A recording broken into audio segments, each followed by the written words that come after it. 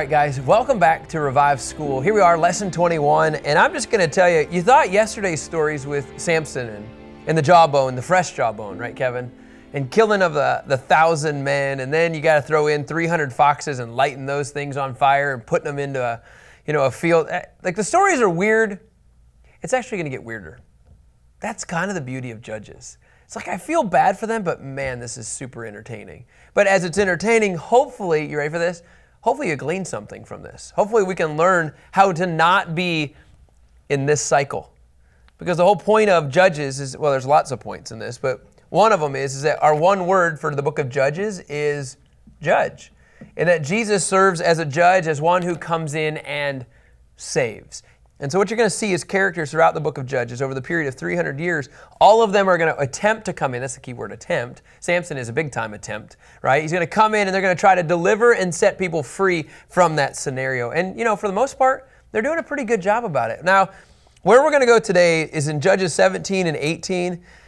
It's just weird, okay? In Judges 17, as a quick summary, here you have a guy named Micah.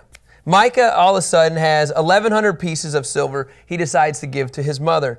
Then the mother says, hey, this is what we're going to do with it. In fact, Kevin, when you go there, Judges 17, verse 4, they decide he returns the silver to his mother. She took the 5 pounds of silver, gives it to a silversmith, and then they turn it into a carved image, overlaid with silver, and this is in Micah's house, okay? This is the backdrop of our story today. In those days, it says in verse 6, okay? In those days, there was no king in Israel, and everybody did whatever he wanted. Apparently, they're making carved idols or making carved images out of silver. Interesting enough, as it continues to go to verse 10, here you have a Levite, okay? Like actually what you think of as a Levite. And it says, Micah replied, stay with me and be my father and my priest, and I'll give you 4 ounces of silver a year, along with your clothing and provisions. So the Levite went in. So in other words, this Levite is going to be an in-house father for the guy named Micah, and a paid priest, and he's going to get clothing and everything that he needs. It sounds like a pretty sweet deal. But this is what the Levite is doing for a guy named Micah, who has what? A carved image out of silver. Interesting enough, in verse 13, this is his perspective. Then Micah said, now I know that the Lord will be good to me because a Levite has become my priest. So like I have my own in-house Levite. This is pretty incredible. Sean, I can kind of see you doing this. I'm sure it pays well. I meant paying the guy. You were talking about being the priest. Okay, so this is the backdrop, okay? So Micah, his mother, and now an in-house guest named Levite, which is really the occupation, all right?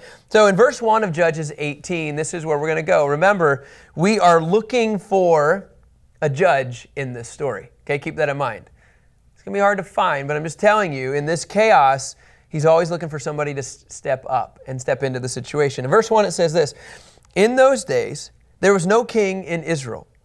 And the Danite tribe, okay, we know that there was 12 tribes. This would be one of the 12 tribes of Israel. The Danite tribe was looking for territory to occupy. That's really confusing. What do you mean they're looking for territory to occupy? We already know, and look what it says, up to that time, no territory had been captured by them among the tribes of Israel. Okay. This is a little weird, but let's walk through this process, okay? Jacob decides to have a 5th son born of Rachel's handmaid named Bilhah, okay? Now, that would be Dan. So Dan is the 5th son of Jacob, okay? They're one of the smaller tribes, okay? They're not huge in Numbers 139. And in Joshua 19, they're actually given choice land, okay? They're given ideal land that they're saying, here it is, based on Joshua 19, 40 through 47. And in fact, let's go there if we can, Kevin. Go to Joshua 19, 40 through 47. And the only reason I want to go to there is just I want to show you how ideal the situation is.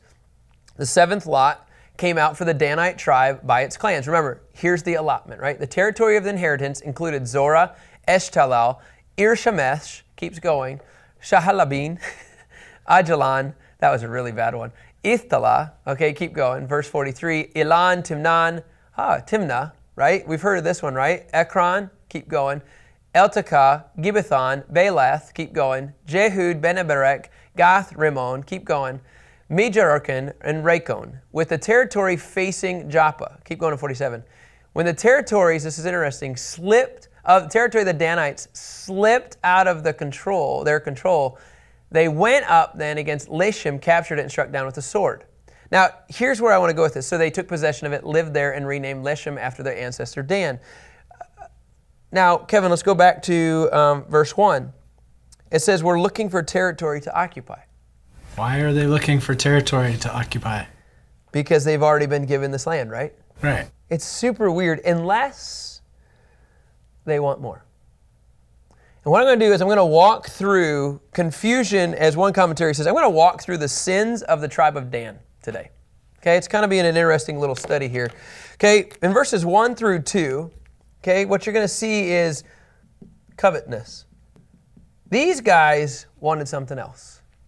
They were clearly given land in the Pentateuch that said this is what the land's going to be. Joshua then allots the land.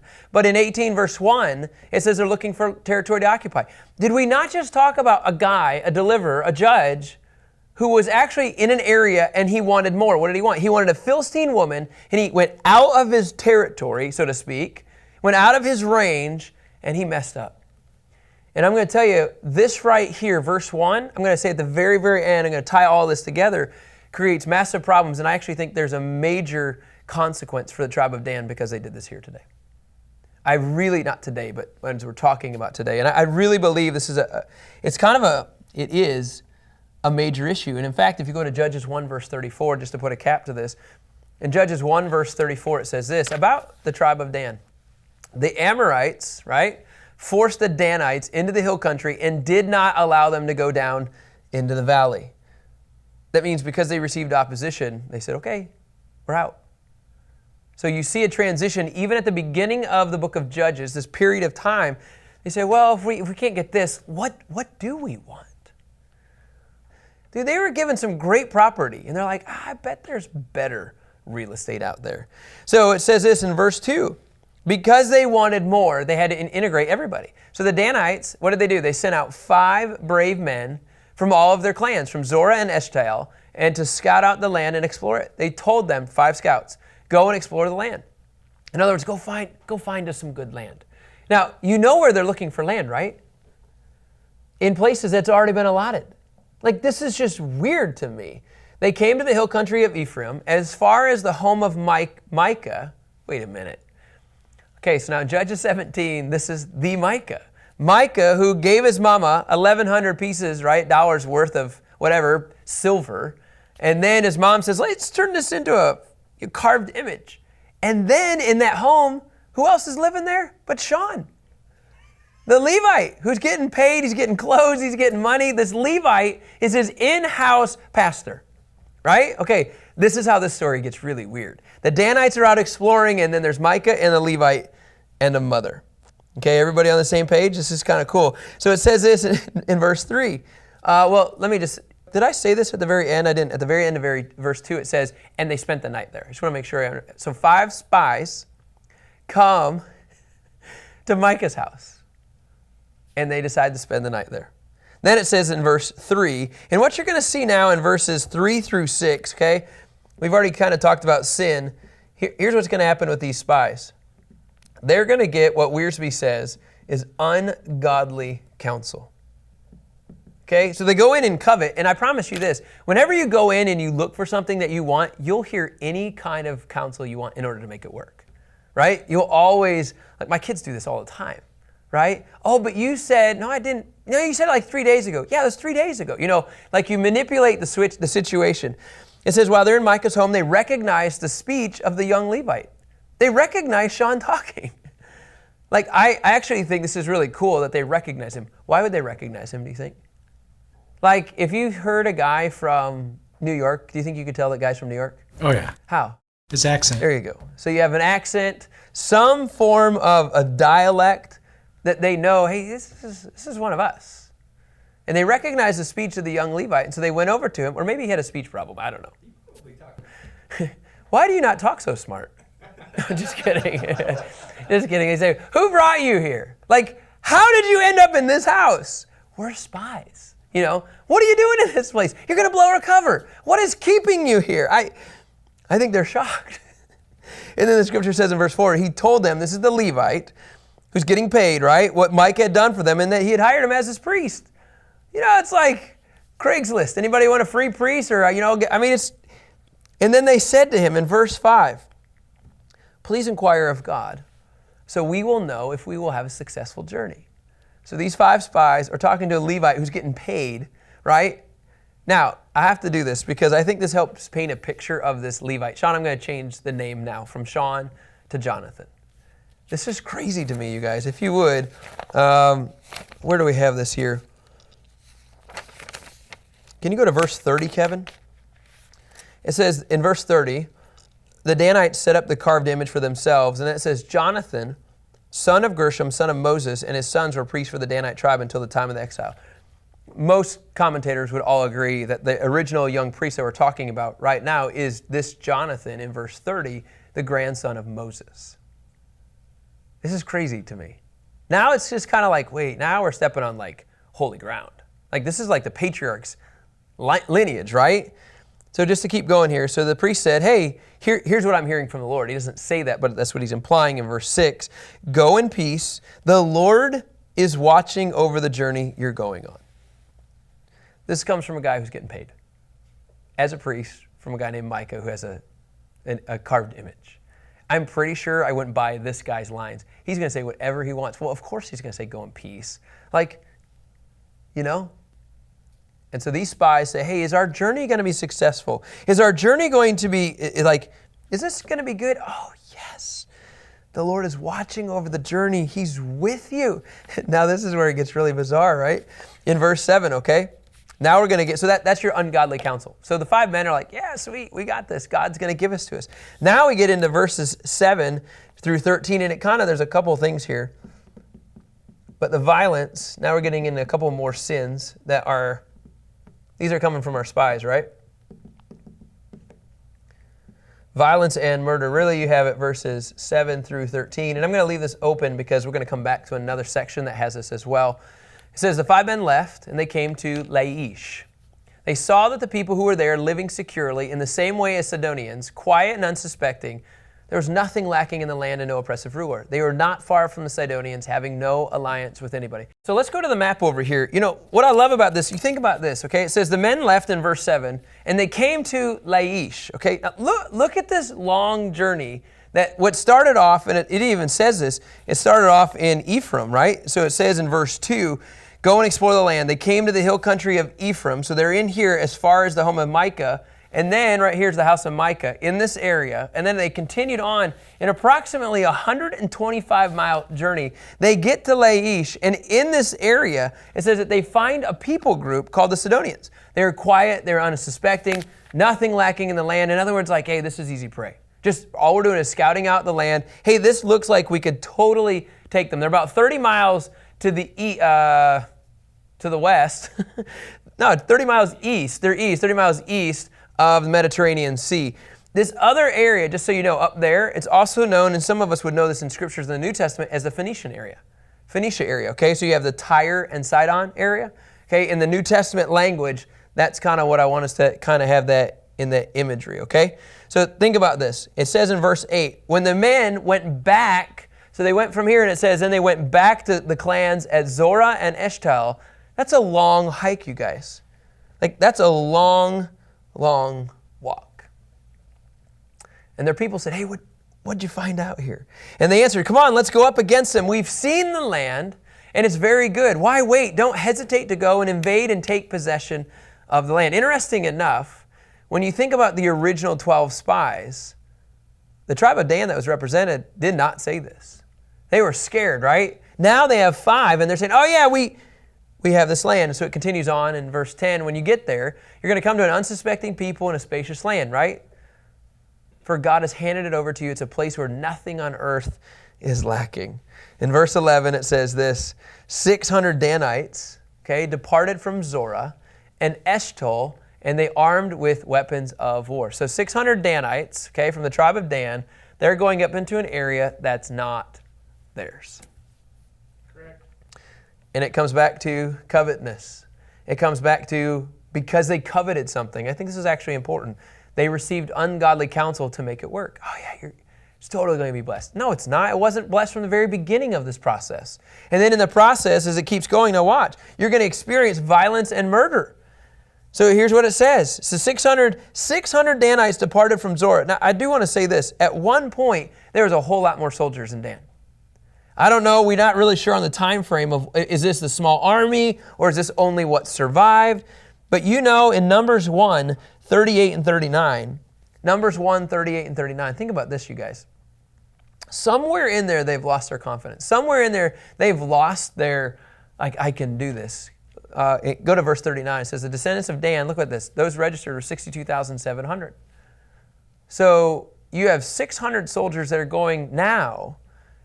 Somewhere in there, something happened. Again, this just could be a Navy SEAL team. Nobody really knows yet. And then again, the numbers actually, crazy enough, increase in Numbers 26, verse 42. So here you have the violence and murder. You have 600 men, but at some point in the end of Numbers, and then it goes into verse 43, 64,400. So you have 62,000, 64,000, and now we're saying, hey, send 600 men. If you're going to claim a land, I'd probably send a whole lot more. The only thing is that based on the report, is that, hey, up in this area of Laish, these Sidonians, they're nothing. That's the only thing we can conclude and say, oh, well, that's maybe why they didn't send everybody. Okay, it continues on. This is where the violence begins. It says, they went up and camped at Kiriath Jearim, right here, right? So they haven't even, right, Kevin, they haven't even made it very far. Am I right? It says, this is why the place is called the Camp of Dan to this day. It was west of Kiriath Jearim, which again means Camp of Dan. And there it says, from there they traveled to the hill country of Ephraim and arrived at Micah's house.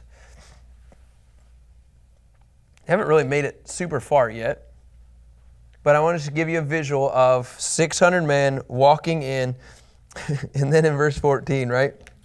All right, so we're going to get, remember, I'm coming back to the violence and murder sin here, okay? So that's the setting up. They're walking on this journey to experience that. Does that make sense?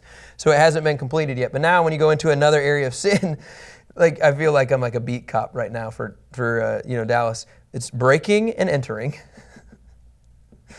Okay, this is one of their sins. Oh, by the way, it has robbery. And, I don't know if this is a, crime, but it is definitely, it's present, intimidation. And that comes verses 14 through 26. So it says, the 5 men who had gone to scout out the land of Laish, they told their brothers, hey, did you know that there's an ephod, household goods, and a carved image overlaid with silver in these houses? Now think about what you should do. What's so funny, Kevin? What do you think? Just the 5 guys. It's the 5 guys. The 5 men, right? They're like, hey, what do you think you should do if you see this stuff? Right? In verse 15, they detoured there and went to the house of the young Levite named Jonathan, not Sean, sorry, at the home of Micah and greeted him. Hello, young Levite. The 600 Danite men, right, were standing by the entrance of the gate armed with their weapons of war.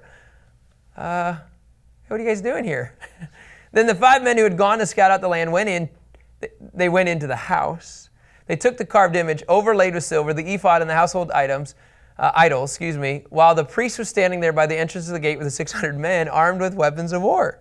So the priest just says, oh, wow, 5 guys come in, and then what do? They steal everything. And it says in verse 18, when they entered Micah's house and took the carved image overlaid with silver, the ephod and the household idols, the priest said to them, hey, what are you guys doing? Excuse me. Remember, you blessed us. That's what I want to say. You blessed us. And I love what the Danite said. Be quiet. Shut up. Look, keep your mouth shut. And here's where the negotiation comes in. Come with us and be a father and a priest to us. So Jonathan, the grandson of Moses, Lord willing, if that's him, they say this to him. Is it better for you to be a priest for the house of one person or to be a priest for a tribe and a family in Israel? Well, it's actually a legit question. Do you want to be well known or do you just want to hang out with Micah and his mom? And they told him to shut up. It's awesome. Only in Scripture. Be quiet, keep your mouth shut. Don't let my kids see this verse. Because we're like, you can't say that. So anyway, here's what it says in verse 20. So the priest was pleased and, well, all right. He took his ephod, household idols, carved image, and he went with the people. What I think is interesting is what's happening with the tribe of Dan is exactly what Jacob's prediction was for the tribe of Dan. Do you remember in Genesis 49 when he walks through all of these, like, hey, this is going to be you guys, this is what you're going to experience. In Genesis 49:17, he describes the tribe of Dan. And he says, he will be a snake by the road, a viper beside the path that bites the horse's heels so that its rider falls backwards. That's the tribe of Dan. He's going to be a snake by the road, and you know what he's going to do? He's going to bite on the path. Prophetically, I think we're actually beginning to see exactly what his family said was going to happen. Verse 22, it says this, after they were some distance from Micah's house, so now they have the priests, now they have all the images, the men who were in the houses, so the ones that were near Micah, and Micah was like, hey, dude, gets his neighbors together, hey, they just stole everything and they took my priest. And it says they caught up with the Danites. In verse 23, it says they called to the Danites. You guys, this is one of the best interactions right here. So these men, Micah, hey, what's the matter with you? That you mobilized the men, right? I love this. So think about this. Okay, the Danites turn around. Let me tell you this story again here, just so you get a better image. Okay, so Micah gathers his neighbors, his buddies. They're on the way. The Danites are ahead of them. The kids, everything's in front, and the Danites turn around and they look at Micah with this sarcastic voice, pretty much, right? Like, hey, what do you think you're doing over there, guys? Have you not seen the 600 of us? And then in verse 24, he says, you took the gods. So Micah says, you took the gods I had made and the priests and went away. What do I have left? How can you say to me, what's the matter with me? And then I love this. Danites, look what they said. Don't raise your voice against us. or angry men will attack you, and you and your family will lose your lives. So how does Micah and his neighbors? Well, verse 26 says the Danites went on the way and Micah turned around. Like, that's the fighting that we just saw. It was arguing. All they did was argue. They took a priest, they took the carved idols, which is a big deal and a major issue. And then Micah's like, okay. And he goes back to his mom.